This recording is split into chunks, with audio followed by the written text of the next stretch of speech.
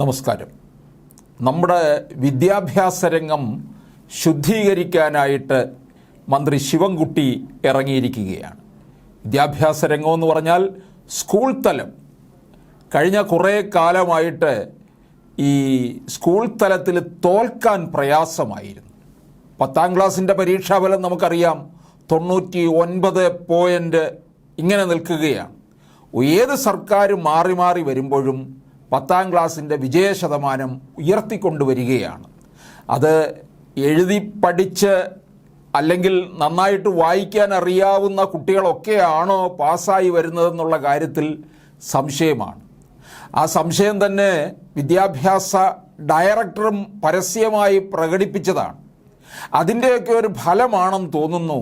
പിന്നീട് ഇങ്ങോട്ട് ചില കാര്യങ്ങളിൽ തീരുമാനമുണ്ടായി, മാറ്റം വരുത്താൻ തീർച്ചപ്പെടുത്തി.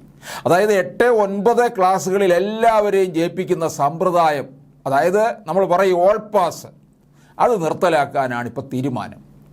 8, 9, 10 ക്ലാസ്സുകളിൽ ഘട്ടം ഘട്ടമായി ഓരോ വിഷയത്തിനും ജയിക്കാൻ ആവശ്യമായ കുറഞ്ഞ മാർക്ക്, അതായത് സബ്ജക്റ്റ് മിനിമം നടപ്പാക്കും. 3 വർഷം കൊണ്ടാകും പരിഷ്കാരം പൂർത്തിയാക്കുക.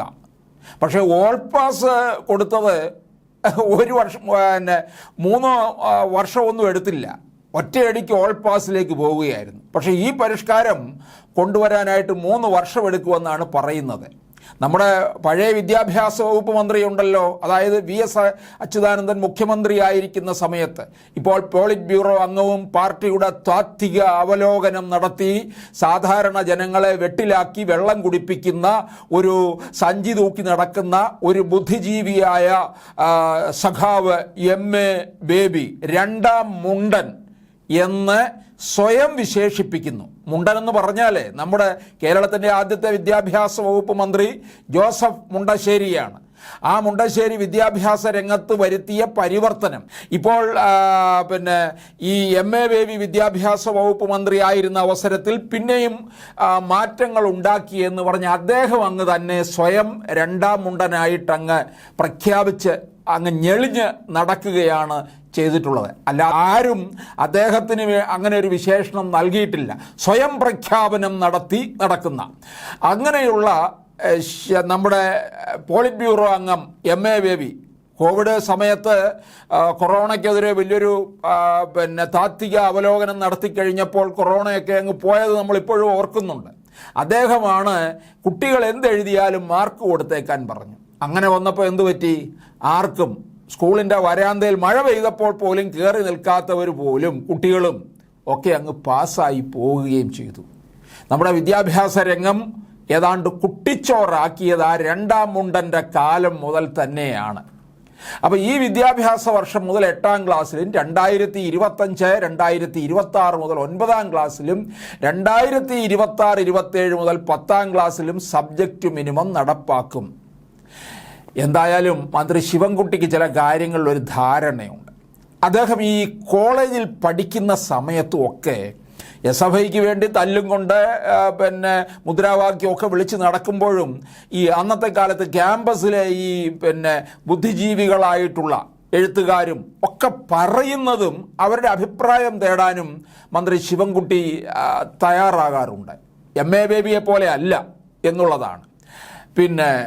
അത് കഴിഞ്ഞ് നമ്മുടെ രവീന്ദ്ര മാഷ് വന്ന സമയത്ത് അദ്ദേഹത്തിന് പല കാര്യങ്ങളും ചെയ്യണമെന്നുണ്ടായിരുന്നു 1ാം പിണറായി സർക്കാരിൻ്റെ കാലത്ത്. പക്ഷെ കൈയും കാലും ഒക്കെ കെട്ടിയിട്ടിരിക്കുകയായിരുന്നല്ലോ. അദ്ദേഹത്തിൻ്റെ കാലത്താണല്ലോ ഈ വിദ്യാഭ്യാസ വകുപ്പിനെ അങ്ങ് 2ആക്കി കൊച്ചു വിദ്യാഭ്യാസം, വലിയ വിദ്യാഭ്യാസ വകുപ്പ് മന്ത്രി എന്നൊക്കെയുള്ള രീതിയിൽ മാറ്റിയത്. അപ്പോൾ എന്തായാലും ഇനി അങ്ങോട്ട് നിരന്തര മൂല്യനിർണ്ണയത്തിൽ ജാഗ്രത പുലർത്താനും മെറിറ്റ് മാത്രം പരിഗണിക്കാനും പ്രത്യേക മാനദണ്ഡങ്ങൾ പുറപ്പെടുവിക്കും. ഏതെങ്കിലും കുട്ടിക്ക് മിനിമം മാർക്ക് ലഭിക്കാത്ത സാഹചര്യത്തിൽ പഠന പിന്തുണ നൽകി 2 ആഴ്ചയ്ക്കകം വീണ്ടും പരീക്ഷ എഴുതാൻ അവസരമൊരുക്കും. ഒരു കുട്ടിയുടെ പോലും പരാജയമല്ല, എല്ലാ കുട്ടികൾക്കും മികച്ച അക്കാഡമിക് നിലവാരം ഉറപ്പാക്കുകയാണ് ലക്ഷ്യം. ജനപങ്കാളിത്തത്തോടെ 1 മുതൽ 10 വരെ ക്ലാസ്സുകളിൽ അക്കാഡമിക് നിലവാരം മെച്ചപ്പെടുത്താൻ പരിപാടി തയ്യാറാക്കും. പൊതുവിദ്യാഭ്യാസ ഗുണമേന്മ വർദ്ധിപ്പിക്കാനുള്ള പദ്ധതികൾ ആസൂത്രണം ചെയ്യാൻ കഴിഞ്ഞ മെയ് 28 തിരുവനന്തപുരത്ത് സംഘടിപ്പിച്ച വിദ്യാഭ്യാസ കോൺക്ലേവിലെ നിർദ്ദേശങ്ങൾ നടപ്പാക്കുന്നതിൻ്റെ ആദ്യ പടിയാണിത്. അപ്പോൾ എന്തായാലും നമ്മുടെ രണ്ടാം മുണ്ടനിട്ടൊരു കൊട്ട് കൊടുത്തുകൊണ്ടാണ് മന്ത്രി ശിവൻകുട്ടി ഈ ഒരു പരിഷ്കാരമൊക്കെ വരുത്തിയിരിക്കുന്നത്. അപ്പോൾ എന്തായാലും ഇനി അങ്ങോട്ട് പല കാര്യങ്ങളും വിദ്യാഭ്യാസ രംഗത്ത് സംശുദ്ധമാകും എന്ന് നമുക്ക് ഉറപ്പിക്കാം. അതുപോലെ വിദ്യാഭ്യാസ പിന്തുണ സമിതികൾ രൂപീകരിക്കും. തദ്ദേശ സ്വയംഭരണ സ്ഥാപനങ്ങൾ, PTA കൾ, വിദ്യാഭ്യാസ വിദഗ്ധർ, അധ്യാപക സംഘടനകൾ എന്നിവരുടെ പിന്തുണ ഉറപ്പാക്കും എന്ന് മന്ത്രി ശിവൻകുട്ടി പറയുന്നുണ്ട്.